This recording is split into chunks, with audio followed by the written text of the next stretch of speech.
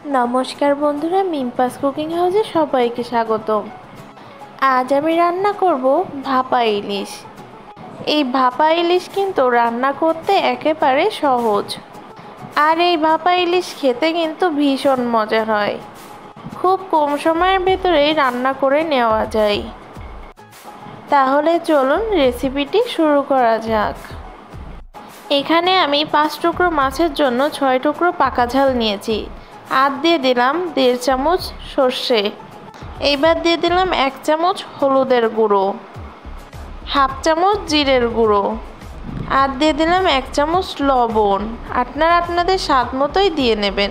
এবার এটাকে বেটে নেব। এই যে আমার মশলাটা বাটা হয়ে গেছে, এইবার আমি মাছের সাথে লাগিয়ে নেব। এই যে আমার 5 টুকরো ইলিশ মাছ, আমি এবার এই মাছের সাথে ভালোভাবে মশলাটা মেখে নেব। এই যে এরকম ঢাকনিওয়ালা বাটিতে আমি মাছগুলো নিয়ে নিচ্ছি, আর এর ভেতরে যে মশলা ছিল ওইটুকু দিয়ে দিলাম। এইবার আমি এর ভেতরে হাফ কাপ তেল দিয়ে দিলাম। একটা মাছের টুকরোর জন্য 2 চামচ তেল। এইবার আমি এর ভেতরে কিছু চিড়ে রাখা কাঁচা ঝাল দিয়ে দিলাম। এইবার আমি এই বাটির মুখ দিয়ে ভালোভাবে টাইট করে ঢেকে এঁটে দিলাম।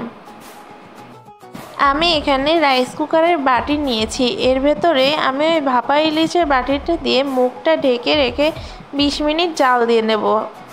এই যে আমার 20 মিনিট জাল দেওয়া হয়ে গেছে। আমি কিন্তু লো আঁচে জাল দিয়েছিলাম। এবার আমি গ্যাসটা অফ করে দিয়ে এটাকে 1 ঘন্টার জন্য এভাবেই ঢেকে রেখে দেব।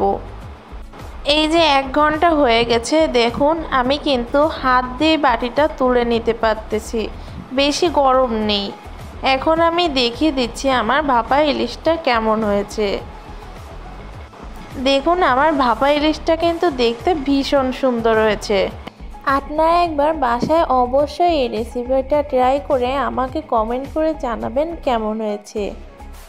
আমার এই ভিডিওটি শেষ পর্যন্ত দেখার জন্য সকলকে অসংখ্য ধন্যবাদ।